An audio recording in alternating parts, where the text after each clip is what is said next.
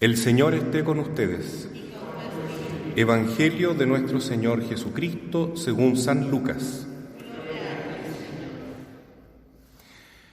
Cuando Jesús estuvo cerca de Jerusalén y vio la ciudad, se puso a llorar por ella, diciendo: Si tú también hubieras comprendido en este día el mensaje de paz, pero ahora está oculto a tus ojos.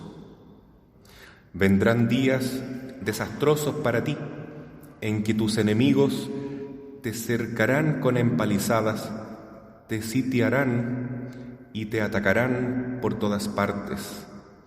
Te arrasarán junto con tus hijos que están dentro de ti, y no dejarán en ti piedra sobre piedra, porque no has sabido reconocer el tiempo en que fuiste visitada por Dios.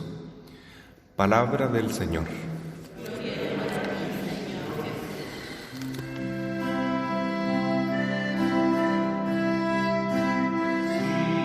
Madre mía, sí, lo que quieras, madre mía, sí,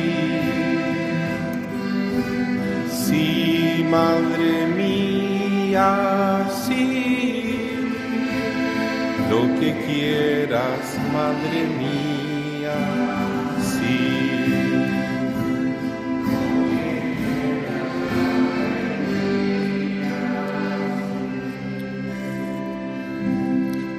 Tomen asiento. Mis queridos hermanos, el Evangelio de San Lucas es un recorrido de Cristo junto con sus apóstoles hasta Jerusalén. Y cuando llega a Jerusalén se vive todo lo que nosotros reflexionamos en la Semana Santa: la pasión, la muerte y la resurrección del Señor. De tal modo que Jerusalén es el centro, es la meta también, hacia donde Jesús se dirige. Y bueno, hoy día el apóstol Lucas relata en el capítulo 19 qué sucede cuando Cristo ve Jerusalén. Dice que el Señor se conmueve, se impresiona tanto que se llena de emoción y se pone a llorar. ¿Qué habrá sentido Jesús cuando ve esta ciudad y siente tanto dolor por ella? Bueno, si nos pusiéramos en el lugar de Jesús y supiéramos que al entrar a esa ciudad nos va a llegar el castigo peor, ¿no es cierto?, la cruz, el Calvario, tal vez nos pondríamos a llorar por causa de tanto dolor que nos tocaría afrontar. Pero ciertamente no es el caso de Jesús. Jesús llora por Jerusalén, no está sufriendo por él mismo. Por eso él exclama: Jerusalén, Jerusalén, si hubieras comprendido el día de mensaje de paz, pero no comprendió. Si hubieras aceptado y reconocido el día en que fuiste visitada por Dios, pero no se dio cuenta que fue visitada por Dios. Y ese es el dolor de Jesús, tener que entregar su vida, derramar toda su sangre en la cruz. ¿A cambio de qué? Rechazo, indiferencia, abandono, traición, ignorancia, culpable, claro, no querer ver que ahí está el Mesías salvándonos. La palabra Jerusalén significa ciudad de paz. Salem, Shalom, es paz. Y ciertamente es de donde nace la paz. No porque haya sido una ciudad muy pacífica, ¿no?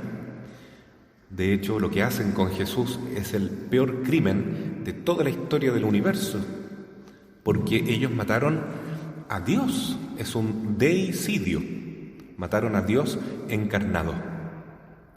Con tanto odio, tan poseídos estaban por las fuerzas malignas que se desataron en maldad, en crueldad contra Cristo.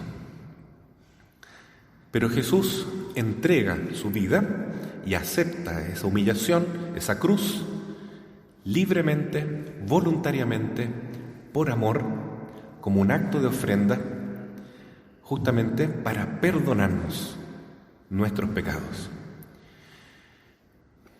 Jesús dice, lamentablemente para ti, a pesar de que te llamas ciudad de paz, no habrá paz. En pocas décadas más quedarás destruida completamente. Lo que sucedió realmente bajo el Imperio Romano. Quedó absolutamente destruida la ciudad de Jerusalén, que estaba tan rodeada por árboles maravillosos de olivos. Todos esos olivos se quemaron para quemar también las murallas de Jerusalén. Y luego entraron al templo los romanos y no dejaron piedra sobre piedra, tal como hoy día Jesús profetiza. Y es que cuando Cristo llevaba la cruz, o cuando lo estaban condenando, los mismos judíos decían que su sangre caiga sobre nosotros y sobre nuestros hijos. Y lamentablemente se les cumplió esa profecía terrible. Por eso San Pablo, que era un judío pero también un cristiano, ¿no?, pero muy amante de su tradición judía, sentía tanto dolor que sus hermanos judíos no aceptaron la fe, no reconocieron al Mesías.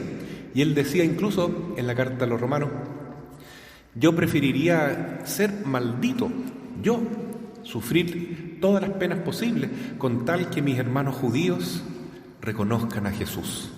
Pero estoy seguro, decía él, que el último signo antes de la venida de Cristo será la conversión del pueblo judío. Porque si por la caída de un pueblo sobrevino una bendición tan grande al mundo, la bendición de que nosotros hoy podamos ser cristianos, es porque Cristo nació de la nación judía. Decía, ¿cuánto más del resurgimiento de la fe en el pueblo judío sobrevendrá una gran bendición al mundo? Y la bendición será la segunda venida del Señor. Ese es el signo que está entonces profetizado, ¿no? Si alguien quiere saber más o menos cuándo va a venir Jesús, bueno, tiene que cumplirse este último signo, la conversión masiva del pueblo judío a la fe cristiana. Todavía parece que estamos muy lejos de eso, pero para Dios nada es imposible. Sin embargo, esta frase que dice Jesús, Jerusalén, Jerusalén, que apedreas a los profetas, mira lo que estás haciendo, también se puede referir a nosotros, los católicos, porque nosotros tenemos conciencia de que somos la iglesia que fundó Jesucristo. La iglesia católica es la iglesia verdadera que Cristo fundó. No hay otra iglesia sobre la cual Jesús dijo, aquí está Pedro, sobre esta piedra edificaré mi iglesia. Mateo capítulo 16. No hay otra iglesia en la cual se administran los 7 sacramentos que dejó Jesús para nuestra salvación. Bueno, los hermanos protestantes o evangélicos tienen el bautismo, sí, eso está bien, pero no tienen más sacramentos. No tienen la confesión, no tienen la confirmación, no tienen la Eucaristía. Qué triste, ¿no? Cuando Jesús dijo, el que coma de mi carne vivirá en mí y tendrá vida eterna. No tienen la Eucaristía estos hermanos. El matrimonio de ellos no es válido, lamentablemente no es válido, porque ellos siguen la tradición de Enrique VIII, el anglicano, que dijo que es posible el divorcio. Y cuando se comienza un matrimonio dejando esa carta, esa posibilidad abierta del divorcio, no se acepta la indisolubilidad matrimonial, no hay matrimonio válido. Los católicos no reconocemos el matrimonio de los hermanos evangélicos, de los protestantes. pero sí reconocemos su bautismo. En cambio, ellos no reconocen nuestro bautismo. Es extraño, ¿no? Pero es así, hermanos. Ellos se han perdido todos los sacramentos. No tienen el orden sacerdotal, no tienen tampoco la unción de los enfermos. ¡Qué grande, qué riqueza tan grande tenemos en la iglesia! Cuando Jesús dice a los apóstoles: ustedes en mi nombre expulsarán demonios, ustedes en mi nombre sanarán enfermos. Ese poder está dado a la Iglesia católica. Eso sucede, ¿no? A mí me ha pasado, lo digo con mucha humildad, porque es la verdad, que muchas veces pastores evangélicos dicen: no podemos con esta situación. Usted, que representa a la Iglesia católica, puede hacerlo. Un exorcismo, por ejemplo. Y no es porque uno sea mejor o más santo, todo lo contrario. A lo mejor el pastor es mucho más santo que uno, pero es que uno representa a la Iglesia que fundó Cristo, y lo hace en el nombre de Jesús, del obispo también, que tiene el poder sacerdotal pleno, con el permiso y con la indicación del obispo. Entonces, hermanos, lo que quiero decir es: en nuestra Iglesia nosotros tenemos la plenitud de la verdad, la plenitud de los sacramentos, la Iglesia que fundó Jesús. Y sin embargo, puede ser que nosotros, que somos los primeros, quedemos al último, porque a veces vivimos la fe de manera muy fría, muy tibia, y no reconocemos las riquezas que tenemos en la Iglesia, y mucho menos hacemos uso de ellas. Es una pena, pero no le sacamos el provecho a los 7 sacramentos, por ejemplo. En cambio, los hermanos evangélicos muchas veces solamente con este altar de la palabra viven su fe con mucho más fervor que nosotros. Entonces, lo que quiero decir es: Jerusalén, Jerusalén, ¿por qué no reconociste el día en que fuiste visitada? Jesús nos ha dado tanto, tanto. Preparémonos entonces, porque no sabemos el día ni la hora. Cristo volverá, Cristo vendrá ciertamente, y nosotros tenemos acá el refugio seguro en nuestra Iglesia. Aprovechemos de conocer mejor nuestra fe. Vivamos el amor a la Virgen, el amor al Santo Rosario. Rezar el Rosario en este mes de María tanto bien nos hace. Es tomar la mano de la Virgen e ir a paso seguro con Cristo, con el Señor. Otra gracia que tenemos en la Iglesia, ¿no? Haber recibido a la Madre Santa que Jesús nos dejó como herencia. Ahí tienes a tu madre, le dice a Juan, pero ahí estamos todos nosotros. Mujer, ahí tienes a tu hijo. Y nosotros somos hijos de la Virgen. Y si la reconocemos y si la amamos, entonces tenemos la dicha de que nuestro nombre está en el libro de la vida. Son muchas las promesas que han hecho los santos inspirados por el Espíritu Santo. Revelaciones también particulares de la Virgen, que coinciden todas, ¿no? La persona que reza el Santo Rosario tiene asegurada su salvación.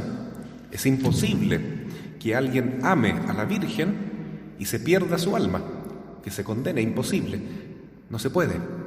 Si alguien reza todos los días el Rosario con fervor, meditando los misterios, tratando de unirse cada día más a la Madre, el Señor no va a permitir de ningún modo que esa alma que quiere tanto a la Virgen se pierda, porque el que más ama a la Santísima Virgen es Jesús mismo. Y ese es el mejor camino que tenemos para llegar al camino con mayúscula, que es Cristo el Señor. Por eso ahora los invito a hacer esta oración inicial del mes de María.